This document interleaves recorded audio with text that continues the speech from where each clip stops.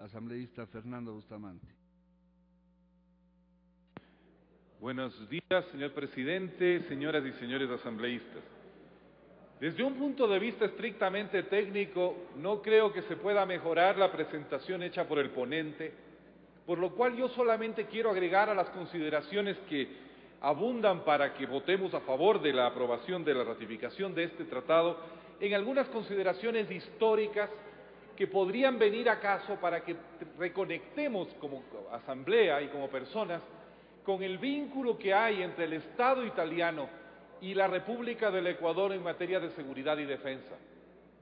Quiero comenzar esta historia recordando que, por ejemplo, y es algo que en nuestra historia militar tal vez se olvida con demasiada frecuencia, el Ecuador le dio al Reino de Italia uno de los más importantes haces de la aviación en la Primera Guerra Mundial, fundador de la Fuerza Aérea Ecuatoriana, maestro de los pilotos que crearon la aviación militar y civil en este país, el guayaquileño Cosme Renela, ciudadano ecuatoriano e italiano, que peleó en la Primera Guerra Mundial y fue uno de los más exitosos pilotos de combate durante ese conflicto.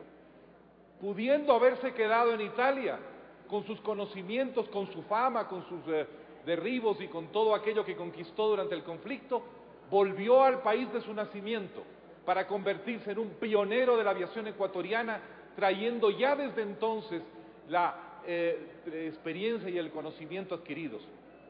Quiero recordar que a raíz de la gestión de Cosme Renela, la aviación militar italiana tuvo un rol preponderante en la configuración de la Fuerza Aérea Ecuatoriana en la década de los años 20.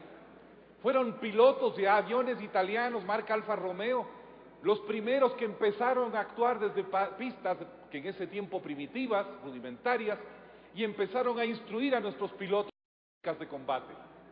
Nuestra primera aviación ecuatoriana tiene mucho que agradecerle al Estado italiano, a los pilotos italianos, a la tecnología italiana, así como también en la configuración de la doctrina militar y policial en el territorio ecuatoriano en el período entre las dos guerras. Este vínculo inicial importante, fecundo, que nos unió con Italia, se vio interrumpido por los azares de la conflagración de la Segunda Guerra Mundial, en donde, como sabemos, Ecuador le declaró la guerra al Reino de Italia. Sin embargo, a lo largo de los años, esa cooperación se ha retomado, esa tradición ha venido a reanudarse en provecho de ambos países.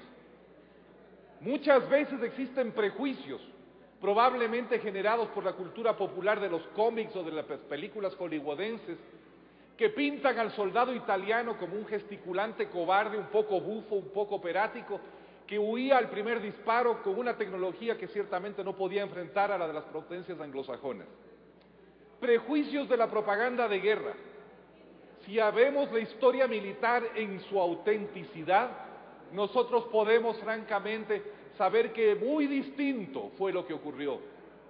Solamente datos al canto. Los cazas de combate italianos en la Segunda Guerra Mundial, por ejemplo, las mejores líneas de Fiat, los Folgore y los Galgo, podían pelear con los Hurricane y Spitfire británicos de igual a igual, y los pilotos italianos no eran segundos respecto a nadie. El único problema es que Italia no tenía la capacidad industrial, el número y la planta económica necesaria para enfrentar a las potencias anglosajonas en pie de igualdad. Pero que la calidad de su tecnología militar, la preparación de sus oficiales, el avanzado de su doctrina militar, ciertamente no eran en ningún caso inferiores a los de cualquier otra potencia de su época. Tampoco la devoción y patriotismo de sus soldados.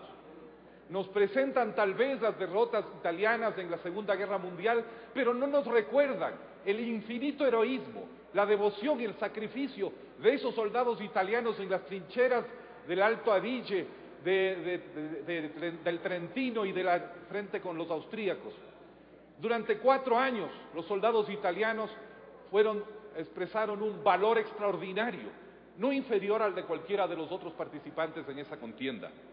Dejando atrás estereotipos y dejando atrás prejuicios, debemos reconocer en la actual República Italiana una contraparte importante en lo tecnológico, en lo humano y en el valor de sus recursos humanos o de sus talentos humanos en materia de defensa. Debemos dejar atrás, por lo tanto, cualquier prejuicio y entender la historia militar que hemos tenido y que nos ha unido, no de ahora. No estamos tratando de volver sobre algo que nunca existió, es al contrario, algo que está sentado en una larga historia de décadas de relación entre nuestros dos países. Aquí no estamos inventando la pólvora, estamos simplemente reafirmando un surco profundo en el que hemos caminado por décadas con el hermano pueblo, con la hermana nación italiana.